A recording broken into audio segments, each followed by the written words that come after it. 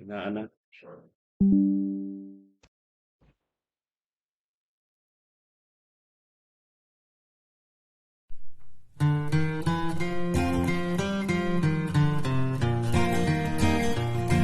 In a little town called Bethlehem, so many years ago, they told him there was no room in the inn, but they had no way of knowing who they had turned away. 'Twas the Lamb of God who'd take away their sin. I'm glad I know who Jesus is. I'm glad I know who Jesus is. He's more than just a story. He is the King of glory. And I'm glad I know who Jesus is.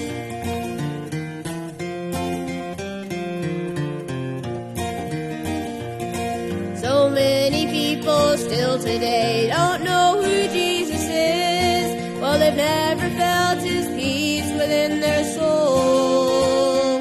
But I want my life to show them how his love can set them free. He's the only one who can cleanse and make them whole. I'm glad I know who Jesus is. I'm glad I know who Jesus is. He's more than just a story. He is the King of glory. And I'm glad I know who Jesus is. He's the Alpha and Omega, the beginning and the end. Mighty Counselor, deliverer to men. He's more than just a story. He is the King of glory. I'm glad I know who Jesus is. I'm glad I know who Jesus is.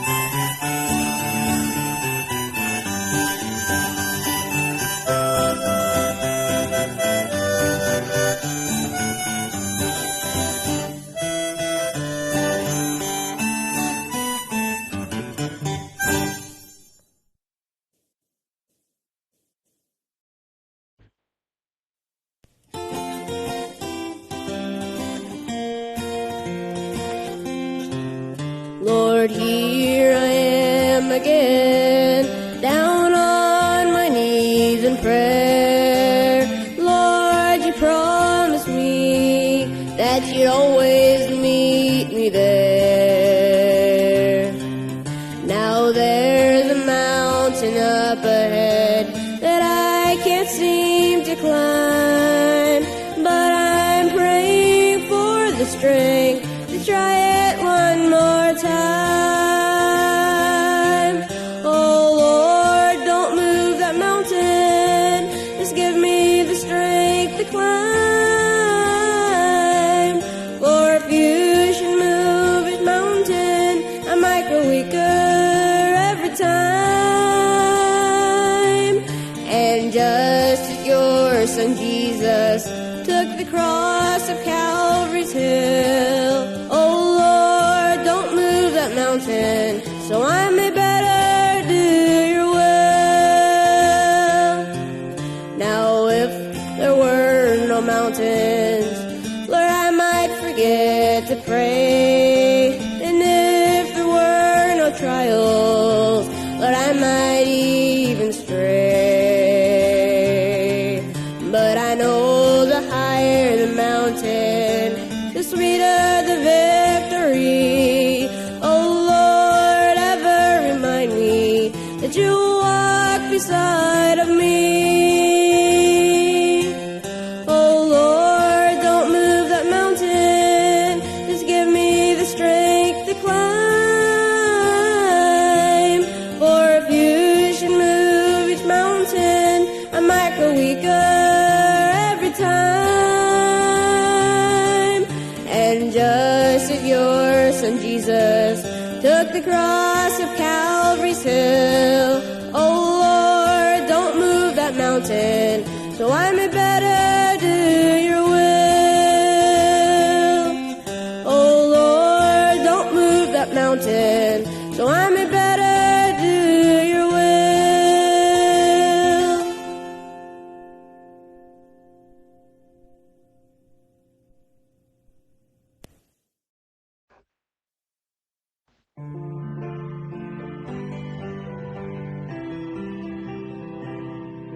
Just an old rejected relic on the auction block, they decided to throw me away. The auctioneer asked who will take me.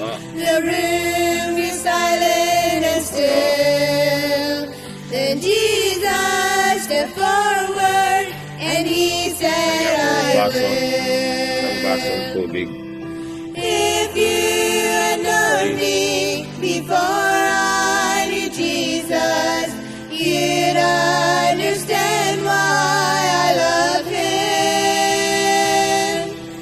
If you had known me before I knew Jesus, you'd understand my love. I didn't have much to offer him, just heartache and pain, and a life that was filled with despair.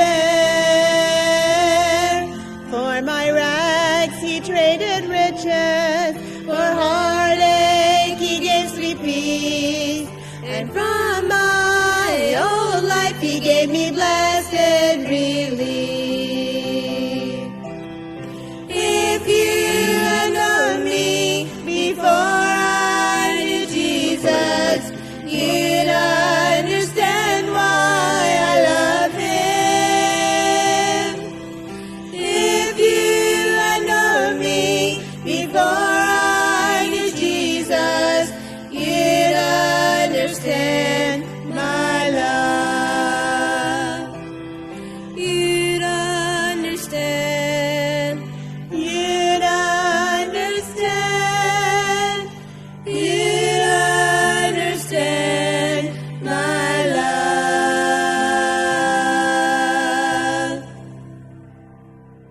Isa pang awit at last na awit po bago tayo mag-start.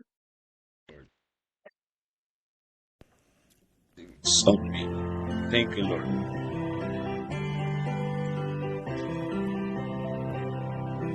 As the world looks upon me, as I struggle along, they say I have nothing, but they are so wrong. In my heart I'm rejoicing, how I wish they could see. Thank you, Lord, for your blessings on me. There's a roof up above me, I've a good place to sleep. There's food on my table and shoes on my feet. You gave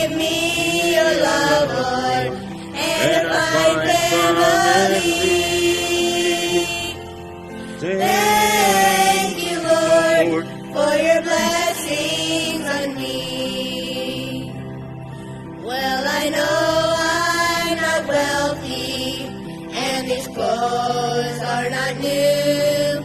I don't have much money, but Lord, I have you. And to me, that's all that matters, though the world may not see. Thank you, Lord, for your blessings on me. There's a roof up above me, I've a good place to sleep. There's food on my table and shoes on my feet. You gave me your love, Lord, and a fine family. Thank you, Lord, for your blessings on me. Thank you, Lord, for your blessings on me.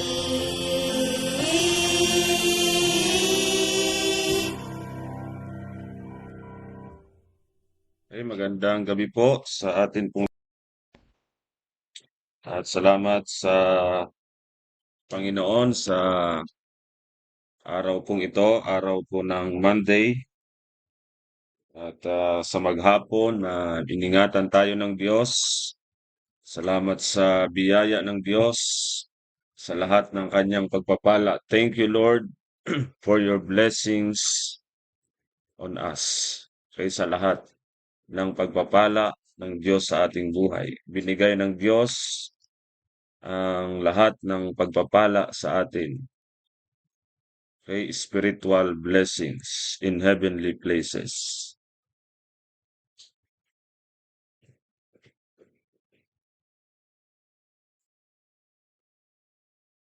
Naka-live ba tayo? Naka-live pa ba? Tingnan mo sa Facebook natin kung naka-live tayo. Baka wala tayo sa sa ere.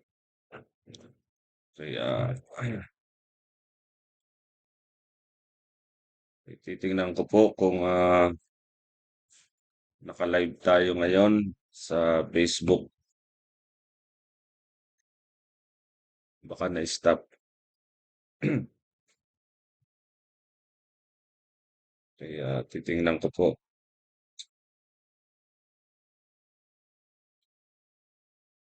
Parang huli yata yung ano natin na Facebook. Okay, so magandang gabi at okay, nandito po sa mga comment section ang mga greetings. Babasahin ko po. Sa gabing ito kasama natin si Brother Joseph, Preacher Joseph Arellano. Ayan. So I love this music, nakaka-relax. Amen.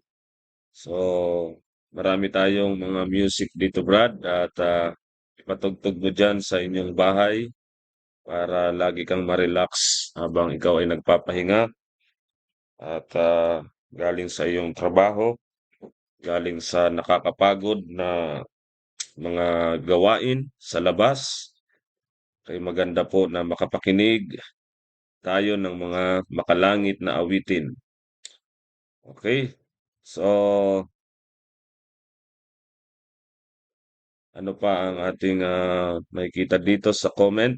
Ayan. So, kasama din po natin si Ma'am Shirley Rugando. Ma'am Shirley Rugando, magandang gabi po. Watching po. Amen. Then, Sir Joel Ortasio.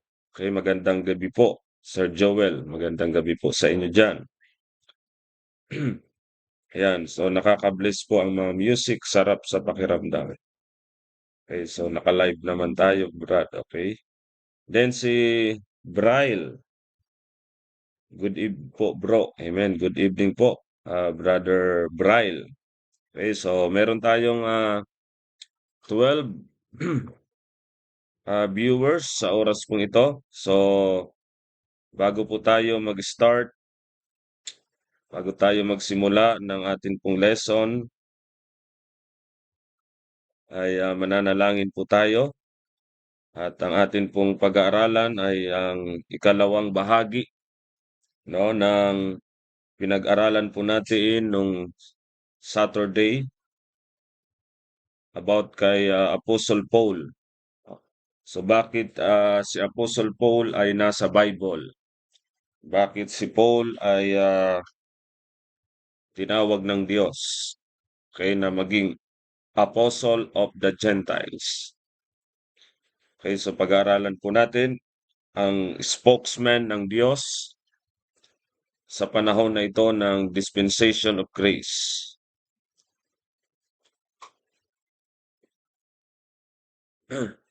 Baka maano, saksak. Okay, so mahina yata sa Facebook ko yung signal. Okay, pwedeng paki-comment po kung mahina po sa inyo. Kung okay lamang po ba ang signal. Pwedeng pa-comment Brother Joseph kung malakas ang signal dyan sa inyo. Paki-comment nga kung okay yung signal at okay yung ating audio para pag nag-start tayo ay tuloy-tuloy po tayo. So, isapan niyo po sa prayer. Isama niyo po sa panalangin ang asawa po ni Pastor Gilbert, Siskar. Isama niyo po sa prayer ang kanya pong operation ngayon pong gabing ito dahil na-aksidente po. So, pakisama po sa prayer si Ma'am Lucia, tama? Ma'am Lucia Siskar. Okay, asawa po ni Pastor Gilbert Siskar ng Crossroad Bible Baptist Church sa Taal, Batangas. So, hinihingi po niya ang atin po mga prayers. Sa gabi pong ito ay nasa operating room na po si Ma'am Lucia Siskar. Okay, so mananalangin po tayo para sa kanya ngayong gabing ito.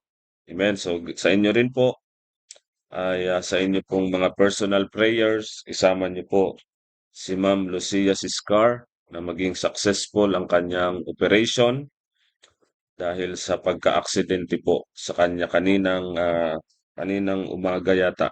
Okay, kaninang umaga. So, panalangin po natin ang financial provision din nila at yung decision o wisdom na gagawin and then yung mga doktor na mag ah, opera sa kanya. Okay?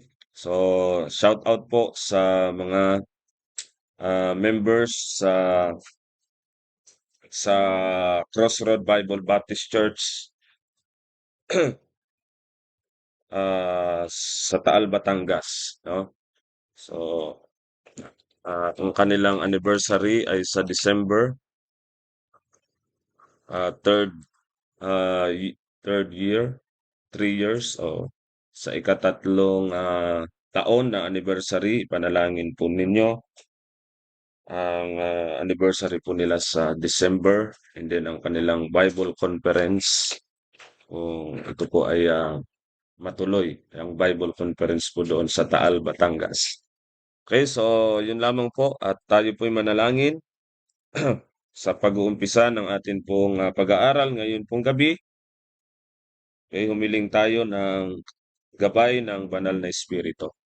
Let's pray, Lord. Salamat sa gabi pong ito na muli naman kaming mag-aral ng inyong mga salita. Salamat sa iyong biyaya at mga pagpapala sa aming buhay, lalong-lalo na Panginoon sa inyong bugtong na anak na namatay para sa aming kasalanan, inilibing at muling nabuhay sa ikatlong araw ang aming tagapagligtas ang Panginoon Kristo na nagbuhos ng kanyang dugo para ang aming kasalanan ay lahat ay mapatawad at magkaroon kami ng kaligtasan sa impyerno at buhay na walang hanggan. Salamat Panginoon sa pangako mo na kami po ay hindi na mapapahama kailanman sa apoy ng impyerno dahil sa iyo pong bugtong na anak na siyang aming daan, siya po ang amin pong buhay, siya ang katotohanan. Salamat sa gabing ito, gabayan po kami ng banal na Espiritu sa amin pong pag-aaral. At hinihiling din po namin ang prayer request ni Pastor Gilbert sa kanya pong wife na si Ma'am Lucia Siskar na kayo po Panginoon ang magaling sa mga natamo niyang sugat at ngayon ay nasa operating room siya.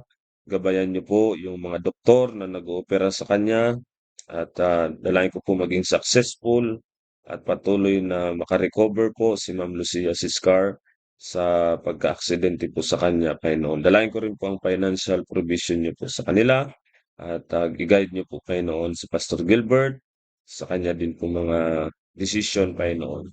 At dalangin ko rin po, Panginoon, patuloy ang mga nakikinig ngayong gabi, mga kasama ko, kamag-aaral ko, sa inyong mga salita na kami po ay magkaisa na suriin at saliksikin, pag-aralan ang inyong mga salita at sundin po namin ang instruction ninyo, how to study your word, how to study the Bible is to rightly divide the word of truth. Salamat, Panginoon, sa pribilehiyo na kami po ay magamit mo sa iyong dakilang gawain at makasama po kami sa inyo pong mga ah, mga ginagawa, Panginoon, sa ministry ninyo. Hindi kami karapat-dapat, Panginoon, pero kami po ay inari niyong matapat at nilagay mo kami sa iyong ministry. At ganoon din po, Panginoon, sa oras na ito, kayo lamang ang maitaas at maluwalhati. Sa pangalan ni Jesus. Amen. Amen. Alright, so ayan. Wala namang problema ang sound, okay naman. Okay, sige po. So tuloy-tuloy na po tayo. Okay, sa atin pong discussion ngayon pong gabi, ang part 2. So maganda po kung napanood natin yung part 1, yun po ang ating introduction. So halos 2 oras din nating tinalakay yung introduction sa atin pong lesson. Okay? So ito po yung part 2 at kaunting review sa atin pong pinag-aralan last Saturday.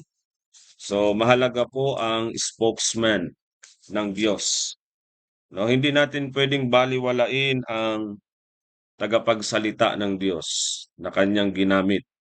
So ang Diyos at ang kanyang spokesman ay hindi natin pwedeng separate, ipaghiwalay. Lagi silang magkasama dahil po ganyan ang paraan ng Diyos para po ang kanyang mensahe ay maipaabot sa mga tao kung kanino niya ito gustong ipaabot. Okay, so ginagamit niya ang spokesman. Ginagamit niya ang isang tao no na pinili niya or tinawag niya, inordain niya, okay, to specific group of people, okay, sa iba't ibang panahon, sa iba't ibang pamamaraan. Amen? Bubuksan po natin ang ating Bible sa Hebrews chapter 1 verse 1. Book of Hebrews, tama, Hebrews chapter 1 and verse 1. Ito po yung ating text, ito po yung ating binuksan na talata last Saturday at nais ko pong i-review natin ng kaunti. Ito pong Hebrews chapter 1 verse 1.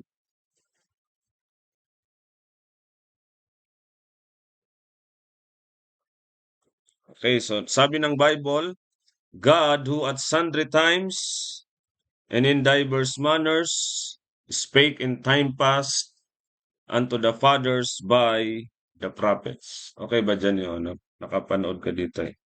Okay yung ano? Okay. Okay, sige. Hindi okay sa screen ko kasi. Siguro kailangan kong i-restart itong screen ko. Itong Facebook ko kasi hindi okay eh. Okay, so dito po, baliktad muna tayo siguro. Baliktad muna. Sabi dito sa verse 1 na atin pong binasa, God, okay, so nandyan ang Diyos, who at sundry times. Ang Diyos, sabi ng Bible, who at sundry times. Sa iba't ibang mga panahon. at sa iba't ibang mga pamamaraan. Nagsalita. Ang Diyos ay nagsalita. Ah, Okay, so nagsasalita ang Diyos. Amen? Buhay ang Diyos natin. Meron siyang salita at sabi ng Bible, sa iba't ibang panahon, sa iba't ibang manera o pamamaraan, nagsalita siya in time past. In time past. Okay, sa nakaraang panahon. Unto the fathers, sa mga fathers, no, sa mga fathers ng pananampalataya, katulad ni Abraham, okay, and then sa mga sumunod kay Abraham, okay, kay Moises, kay David, okay. So nagsalita ang Diyos unto the fathers, okay, by the prophets. So sa pamamagitan ng mga propeta, by the prophets. So merong ginagamit ang Diyos na tagapagsalita, mouthpiece ng Diyos para maipaabot ang kanyang mensahe sa mga tao sa iba't ibang panahon. Amen? So napakaliwanag na merong different times, different period of time, okay, na kung ang Diyos ay naglatag ng kanyang salita, hindi niya ito isahan na binagsak o inilatag. Okay, halimbawa ang ating Bible, itong ating Bible, paano niya ito ginawa? Kasi ang Bible, pag sinabing Bible, books, library ng mga aklat, 66 books ang nilalaman ng isang librong ito na Biblia. So, ito bang lahat ng books na ito ay sabay-sabay na ipinasulat ng Diyos? Sabay-sabay ba ito? Isahan ba itong binagsak ng Diyos, dinispense, inihayag ng Diyos sa tao? Hindi po. So naniniwala tayo na ito ay dahan-dahan. Okay? Dahan-dahan, hindi po isahan na pag-reveal, hindi isahan na pag-dispense, hindi isahan na paglatag, pagbibigay ng kanyang kapahayagan, kundi ito po ay progressive. Progressive revelation. So meron pong revelation ang Diyos kay Adan, and then sa ibang panahon, sa mga sumunod na generations, sa mga sumunod na panahon, ages, ay meron naman siyang inireveal. Amen? Kay Noah. No, halimbawa kay Noah. Amen? So pagkatapos naman ni Noah, okay, meron naman siyang inireveal kay Abraham. So yung alam ni Noah ay limitado. Hindi alam ni Noah yung revelation ng Diyos kay Abraham. Amen po. Hindi din alam ni Adan kung ano yung nireveal ng Diyos kay Noah. Sapagkat sa time ni Adan, okay, yung revelation ng Diyos ay kakaunti pa lamang. Okay, yun po ang katotohanan na nireveal ng Diyos kay Adan. And then, hindi niya nakuha ang revelation ng Diyos kay Noah. Okay, yung covenant, yung kasunduan ng Diyos kay Noah ay hindi alam yun ni Adan. I hope nasusundan po natin.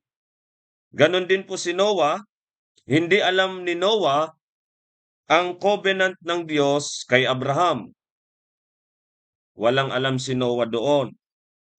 Amen? So, bakit? Kasi nga, meron pong iba't ibang panahon. Okay, sundry times. At iba-ibang manners. Amen? Kung paano nagsalita ang Diyos. Iba-ibang manners. kung paano niya sinabi, kung paano niya ibinigay, inireveal ang kanyang mensahe. No, hindi po inutusan ng Diyos si Adan na gumawa ng arka. Maliwanag po 'yan. Ang inutusan ng Diyos na gumawa ng arka ay si Noah. Okay? So, hindi rin po si Noah inutusan ng Diyos na umalis sa bayan, sa sarili niyang bayan at maglakbay, sapagkat yon ay mensahe ng Diyos kay Abraham. Amen? So, iba-ibang mga messages, iba-ibang mga instructions, iba-ibang pamamaraan ng Diyos kung paano niya ipinahayag ang kanyang mga salita. Okay, so ganun din po pagdating kay Moises. Yung mensahe ng Diyos ay binigay niya kay Moises para sa bansang Israel. Amen? So yung alam ni Abraham ay limitado din. Hindi niya alam yung covenant ng Diyos kay Moises. Amen? So hindi alam ni Abraham yon. Bakit? Dahil si Moises, iba ang revelation ng Diyos sa kanya. Batas, di ba? Yun yung batas. Yun po yung Old Testament law. Okay? So, and then pagdating naman kay David, so ginamit din ng Diyos si David. Iba naman ang kanyang revelation kay David. Okay, merong promise of kingdom kay king sa panahon ni David. And then, meron naman ang Diyos mensahe, okay, na nireveal sa mga propeta at napakaraming prophet sa Bible. Amen? Merong major prophets at meron pong minor prophets. So, sa bawat panahon, iba't ibang mga panahon, iba-ibang mga revelation. So, progressive po yon. Progressive, dahan-dahan. Hanggang sa panahon natin, okay, naging kompleto na ang Bible. Okay, nakompleto na ang Old Testament, and then nakompleto na rin ang New Testament. So, ngayon sa panahon natin, wala na pong mga extra na biblical revelation ang Diyos. Dahil ito na po yun. Kompleto na. Okay? Na-fulfilled na ang kabuuan ng salita ng Diyos. Okay? Noon, hindi pa kompleto. Okay? Sa time ng Old Testament, wala silang kopya ng New Testament kasi wala pa namang New Testament. So, ang nababasa lang nila, yung Old Testament. Okay po? So, noong nakumpleto na ang New Testament, okay, at meron pong mga ginamit ang Diyos na mga holy men of God. Sabi ng Bible, basahin po natin, paano niya nabuo ang Biblia.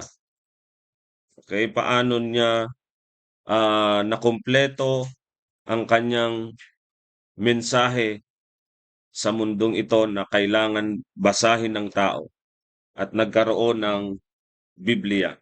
Okay, 2 Peter chapter 1. Book of 2 Peter chapter 1.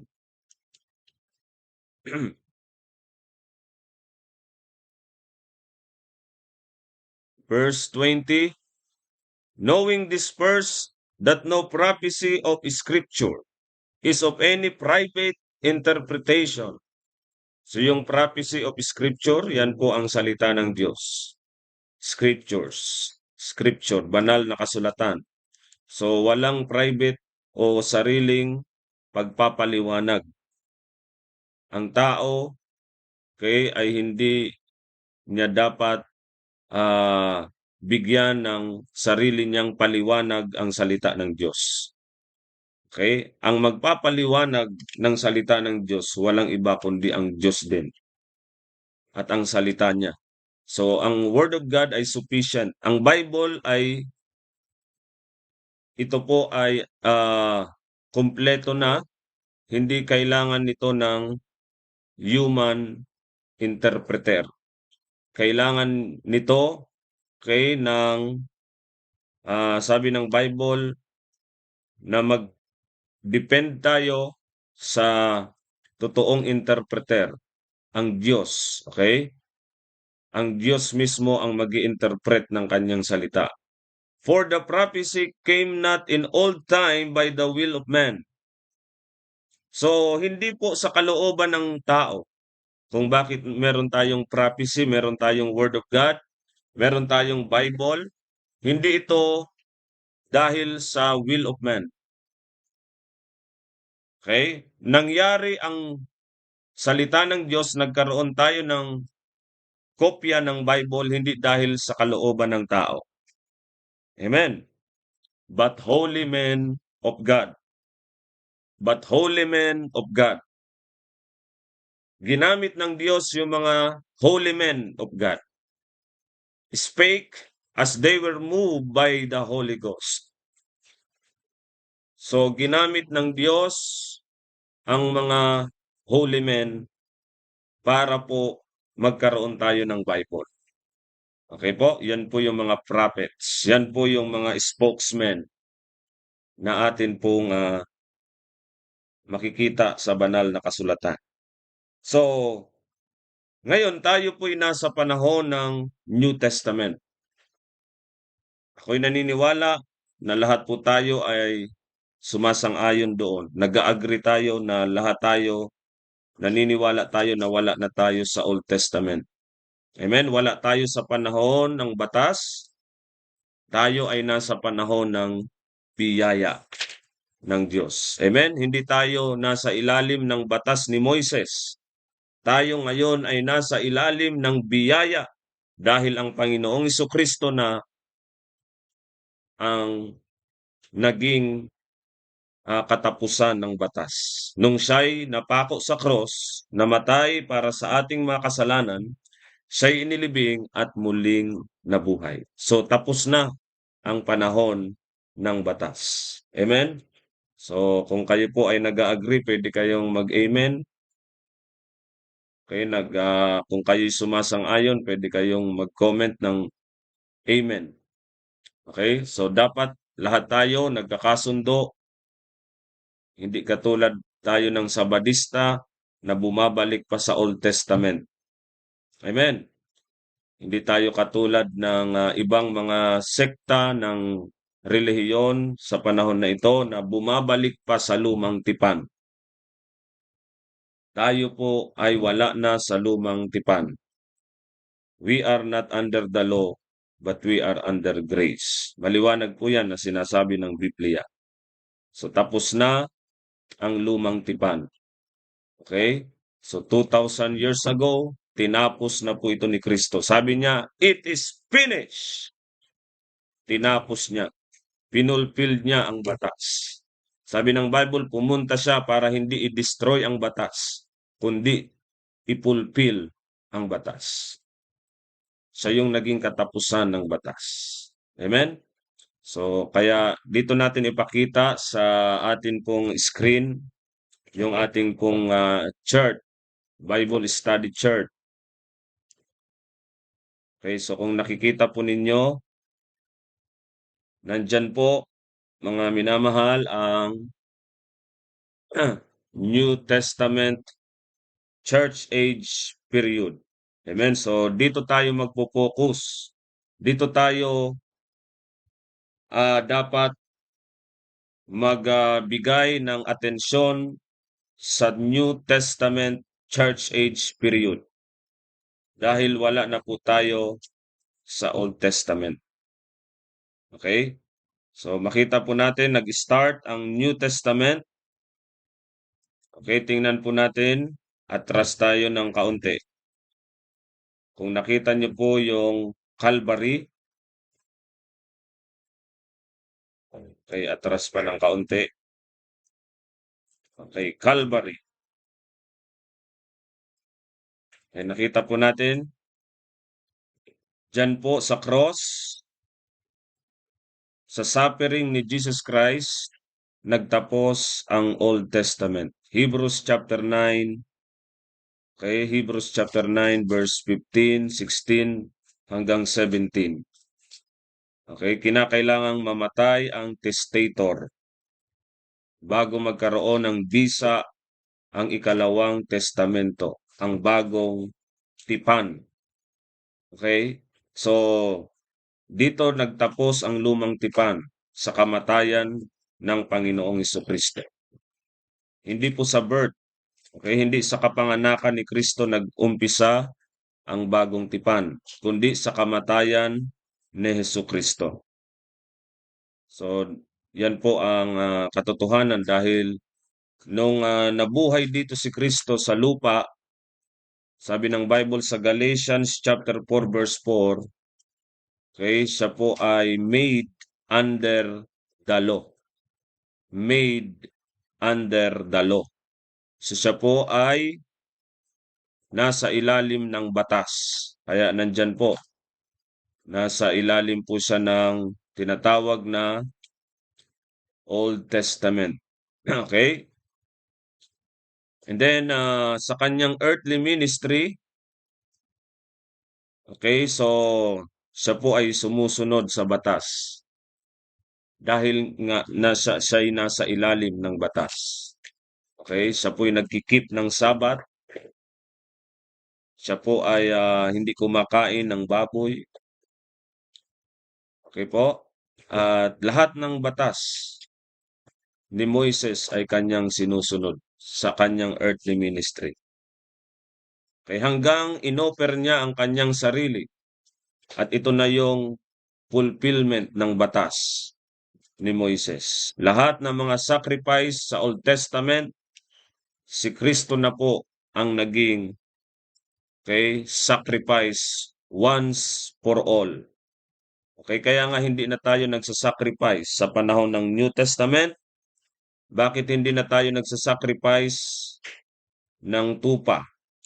Bakit hindi tayo nagdadala ng baka, ng kambing, ng tupa para katayin at dalhin natin doon sa priest, sa Israel, sa temple? Bakit? Kasi nga, yun po ay ginagawa lamang sa lumang tipan.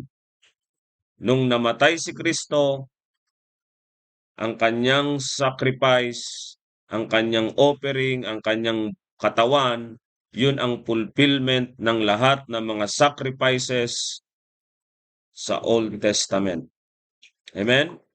So siya po yung Lamb of God which taketh away the sin of the world.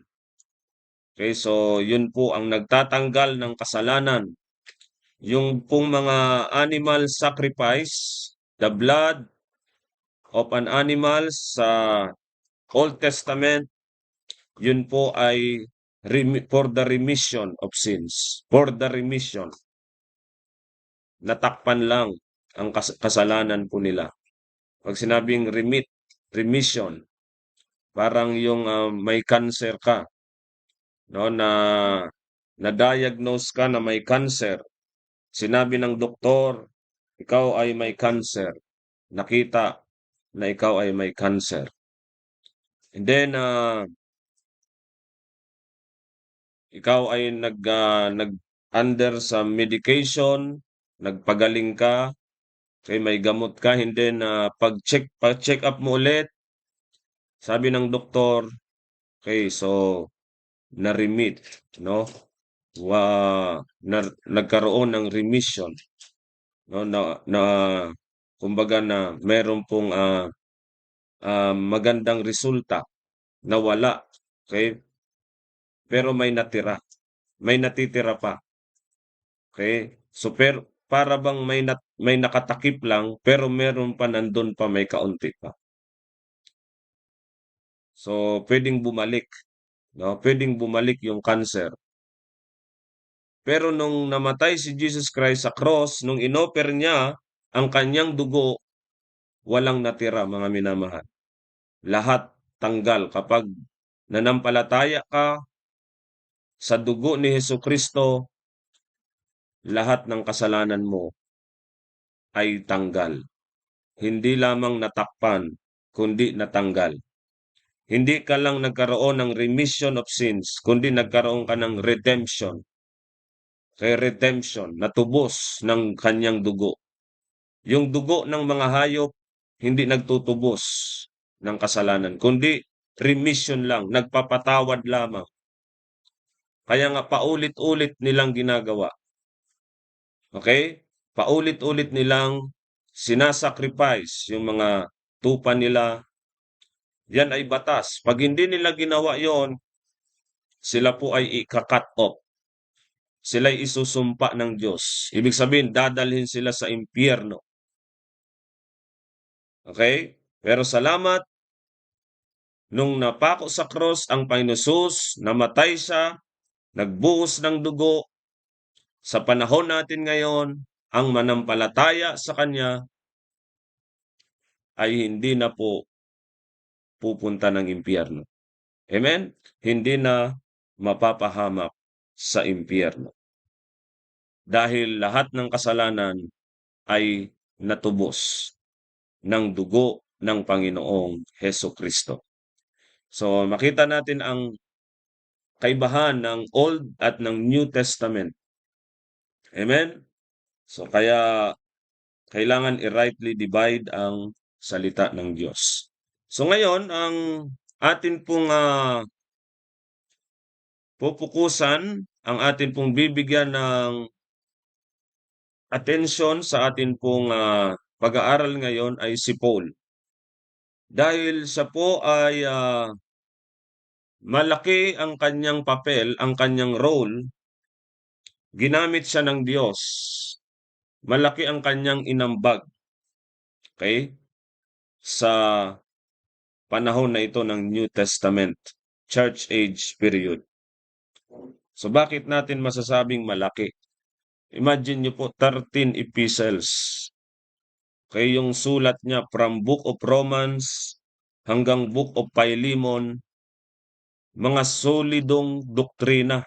Okay, talagang nandoon yung mga doktrina sa panahon ng New Testament Church Age period. Nakapaloob sa kanyang mga writings, sa kanyang epistles, yung mga importanteng doktrina na direct yan, direkta talaga na application sa church, sa body of Christ. Ngayon, panahon na ito ng New Testament. So, mahalaga po ang kanyang papel. Mahalaga ang kanyang apostleship. Mahalaga ang kanya pong calling galing sa Diyos. Mahalaga ang kanya pong ministry. Mahalaga po ang kanya pong pagiging spokesman ng Diyos. Kaya, the title of our lesson, Paul, our God-ordained spokesman. Okay? Paul, our God-ordained spokesman. So, sa panahon ng dispensation of grace, kaya nakita po natin dyan sa chart, the dispensation of the grace of God. Ayan, i-highlight ko po para po mapansin po natin. Ayan po, no? So, we are under grace. Nasa ilalim tayo ng biyaya. Sa lahat ng panahon may biyaya ang Diyos. Pero dito po sa New Testament, talagang binuhos dito, pinoured out ng Diyos ang kanyang masaganang biyaya. Kaya ang tawag natin dito ay dispensation of grace, of the grace of God. Ephesians chapter 3 verse 2. So merong biyaya sa Old Testament. Merong biyaya sa tribulation. Merong biyaya ng Diyos sa millennium. Pero ang biyaya na sagana, exceeding abundant, ang biyaya talaga ng Diyos, okay, na talagang binuhos niya lahat ng kanyang biyaya, ito po yung sa panahon na ito. Sa New Testament Church Age period. Okay, so halimbawa, dito po sa tribulation period, Kay may biyaya ba dito ang Diyos? Meron din po. Pero iba pong biyaya diyan kaysa dito sa biyaya sa New Testament. Okay po? Meron bang biyaya sa panahon ni Adan? Meron din po. Amen? Ang biyaya ng Diyos nandun din. Lahat ng panahon, nandoon ang grace ng Diyos. Sa panahon ni Noah, kaya nga sabi ng Bible, Noah found grace. Amen? Natagpuan niya ang biyaya. Pero iba ang biyaya doon ng Diyos kaysa dito. Sapagkat dito sa New Testament, talagang binuhos dito lahat ng biyaya ng Diyos. Imagine niyo po, si Jesus Christ, ibinigay sa panahon na ito. Yun po ay, ang tawag natin doon is the gospel of the grace of God. Yung namatay si Kristo, inilibing at muling nabuhay, yun po ang ebanghelyo ng biyaya ng Diyos. Amen. Yan ang ipinangaral ni Apostle Paul. Sabi niya sa Acts chapter 20, verse 24. So ang biyaya talaga ng Diyos, ay makikita kung pag-aaralan natin ang Bible, exclusive po sa New Testament church age period, yung abundant, exceeding na grace ng Diyos ay makikita dito sa New Testament church age period. At ang pattern po natin dyan, kay naranasan niya ni Paul. Siya yung ating naging pattern because sinabi niya yan sa kanyang testimony. Kaya sa kanyang patotoo sa 1 Timothy chapter 1. Okay, kung babasahin po natin, okay, at tingnan po natin sa 1 Timothy. Buksan natin ang ating pong mga Biblia sa 1 Timothy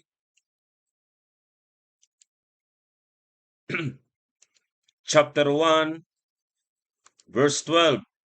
And I thank Christ Jesus our Lord, who hath enabled me, for that he counted me faithful, putting me into the ministry, who was before a blasphemer, and a persecutor, and injurious. But I obtained mercy, because I did it ignorantly in unbelief. So kilala po natin si Pablo, ang buhay niya dati bago siya nakakilala kay Kristo, siya po ay pumapatay ng Kristiyano.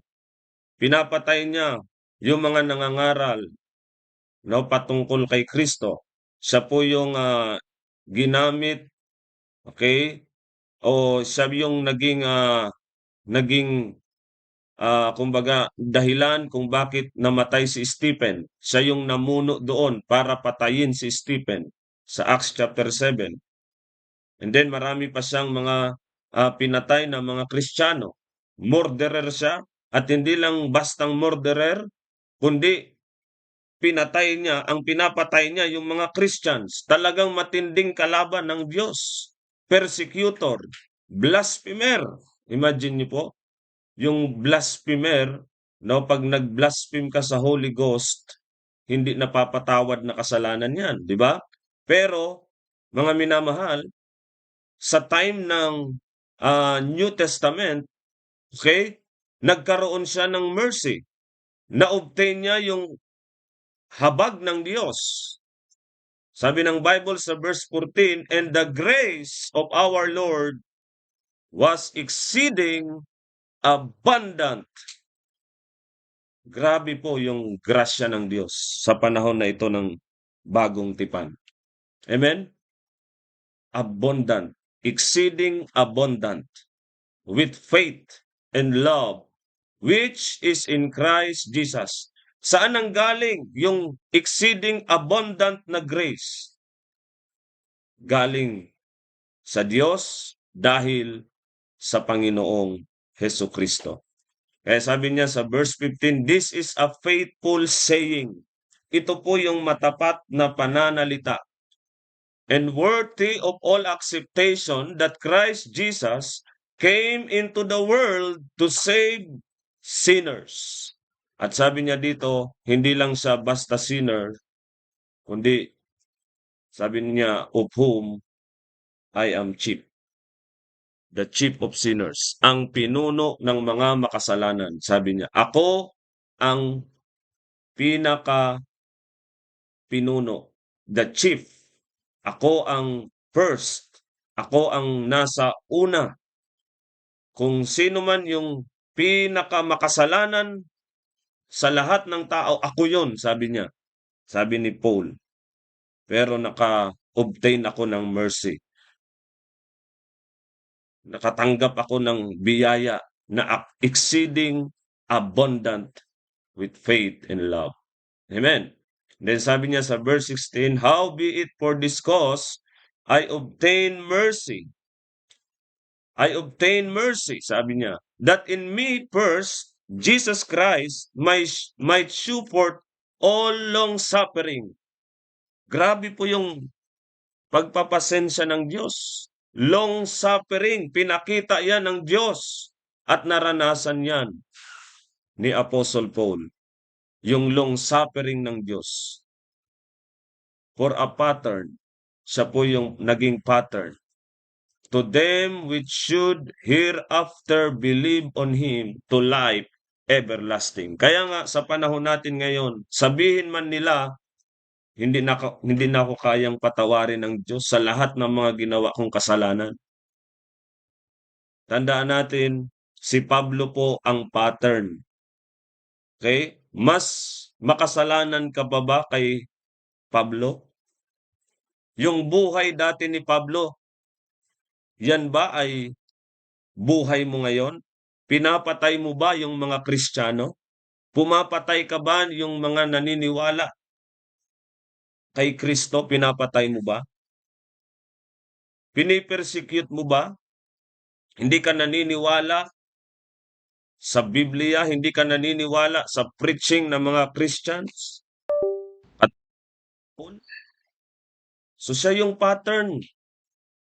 So anuman ang nagawa nating kasalanan, marami man tayong napatay, marami man tayong nagawang kasamaan sa mundong ito, kaya kang patawarin ng Diyos, kaya kang iligtas ng Panginoong Jesucristo dahil ang kanyang grace ay exceeding abundant. At sabi yan ni Paul, pinakita sa kanya ang long suffering ng Diyos for a pattern. Siya na yung naging pattern natin. Kaya ang sino mang manampalataya sa Panginoong Jesucristo ay maliligtas. Kapag nanampalataya ka sa ginawa ni Jesus sa cross ng Kalbaryo na siya'y namatay, inilibing at muling nabuhay, ikaw ay ligtas. Dahil yon sa matinding, masaganang biyaya ng Diyos. Hindi dahil sa mabuti mong ginawa, hindi dahil sa mga maganda mong record dito sa lupa, kundi doon sa ginawa ni Jesucristo na nandoon ang grasya ng Diyos, ibinuhos ng Diyos sa atin. The grace had appeared to all men, sabi ng Bible. Ang grasya ng Diyos ay nahayag nung namatay si Kristo para sa lahat ng tao, para sa mga kasalanan ng lahat ng tao. Kaya po, sapat na yung ginawa ni Jesus. Nandoon ang grasya. Doon tayo maliligtas. Sabi ng Bible, Ephesians 2:8, for by grace are ye saved through faith. Amen? Sa biyaya ng Diyos tayo ay naligtas. Regalo ng Diyos ang kaligtasan. Biyaya ng Diyos ang kaligtasan sa panahon na ito. Because this is the dispensation. Pag sinabing dispensation, distribution. Okay? Pag-dispense, pagbibigay, binigay, ibinuhos, pinoured out ng Diyos ang kanyang biyaya nung namatay si Jesus sa krus ng Kalbaryo. But before na namatay siya, hindi ganon. Okay? Hindi ganon ang biyaya niya. No? hindi ganon ka-abundant, kasagana ang kanyang biyaya. Nagkaroon lamang ng exceeding abundant ang biyaya ng Diyos nung namatay si Jesus sa krus ng Kalbaryo. Kaya nga sa panahon ng lumang tipan, no, may mga gagawin pa sila. Okay? Kailangan pa nilang mag-keep ng commandments, kailangan pa nilang sundin ang batas. Pag hindi nila 'yun nagawa, susumpain sila. Dadalhin sila sa impyerno. Pag sinabing curse, sumpa, ibig sabihin dadalhin sa impyerno, 'di ba? Pero sa panahon natin ngayon, hindi tayo susumpain ng Diyos. Amen. Bakit? Si Kristo na ang naging sumpa para sa atin. Galatians chapter 3 verse 13. Galatians chapter 3 verse 13. Christ hath redeemed us from the curse of the law. Alam niyo po yung law, merong curse. Okay? Kaya pag nabuhay ka sa panahon ng lumang tipan, pag tayo na nandoon sa dispensation of law, may sumpa doon. Pag hindi ka sumunod, may sumpa. Pag sumunod ka, may blessing. Pero dito po sa New Testament Church Age period, si Kristo ang naging sumpa para sa atin, being made a curse for us. Siya na yung naging curse para sa atin.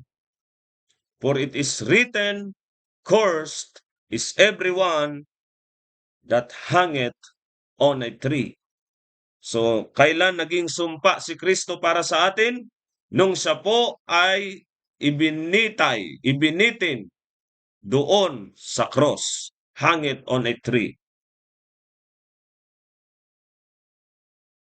So, kaya po, sa panahon natin ngayon, hindi ka nasusumpain ng Diyos. Kung nanampalataya ka sa tapos na ginawa ni Kristo sa cross ng Kalbaryo, sa gospel of the grace of God, wala nang sumpa para sa iyo. Dahil blessing na ang binigay ng Diyos sa iyo. Ephesians chapter 1 verse 3. Nung nanampalataya tayo kay Jesucristo sa gospel ni Jesus Christ, ito po ang ibinigay sa atin. Huwag natin po itong kakalimutan. Sa verse 3, Blessed be the God and Father of our Lord Jesus Christ. Amen. Who hath blessed us. Amen. Blessed us. Pag sinabing blessed o blessed, may letter D. Ibig sabihin, nangyari na. Okay? Pinagpala na. Natanggap na. Amen. Hindi yan future, kundi past. Nangyari na. Pinagpala niya na tayo ng ano? With all spiritual blessings in heavenly places. Amen. In heavenly places in Christ.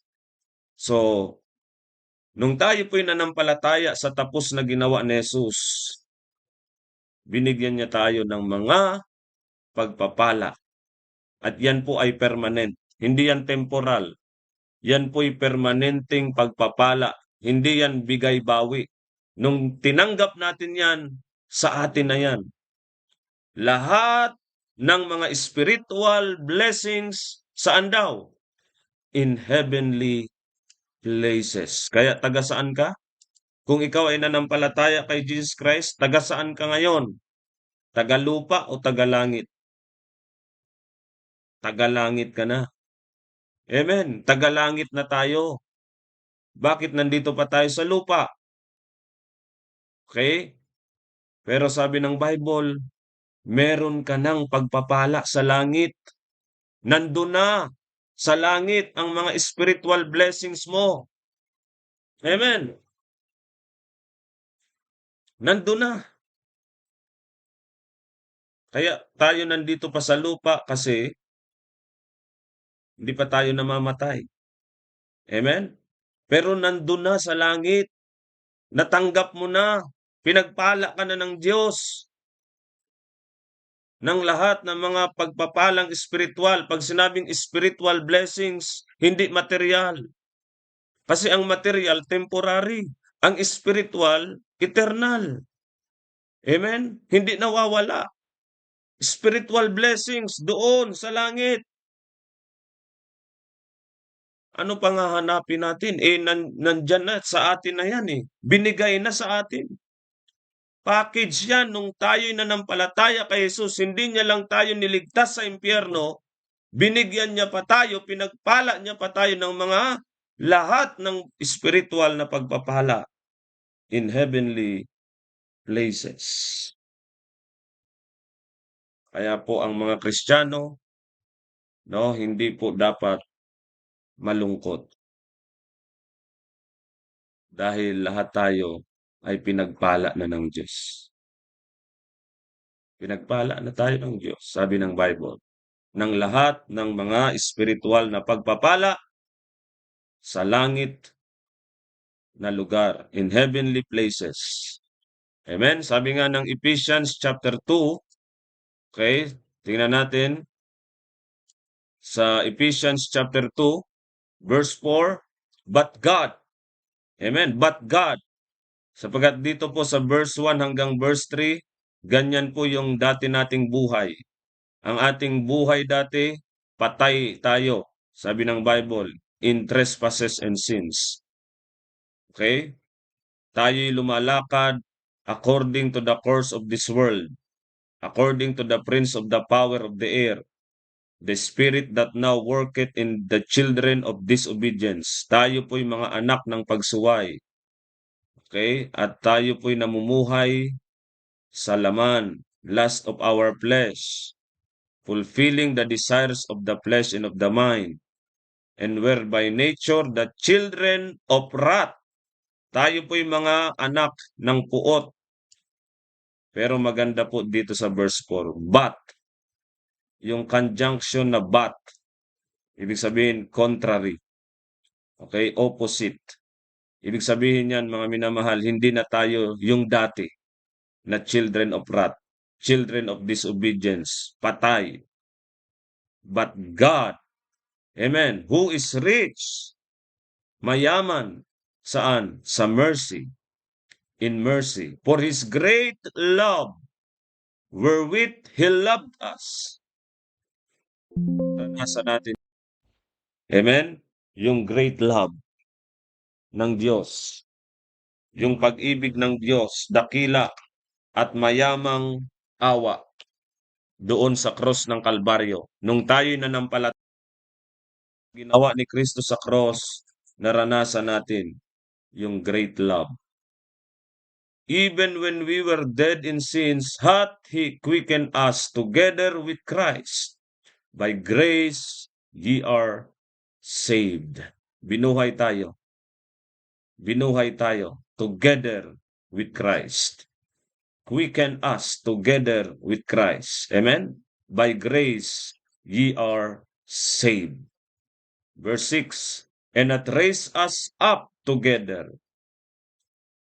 Amen. So tayo itinaas. Tayo ay ibinangon.